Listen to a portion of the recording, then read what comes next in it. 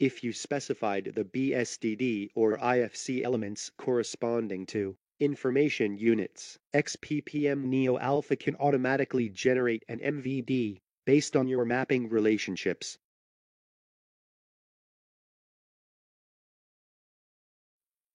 I have defined 3 information units and corresponding IFC elements.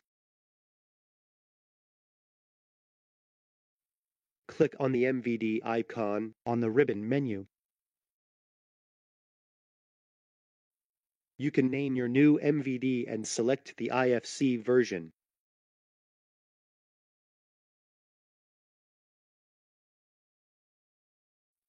Click on Generate. Select the place you want to save your MVD file to.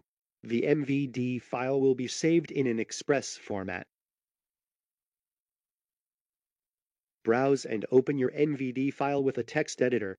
For example, you could use the Visual Studio Code, as I am doing.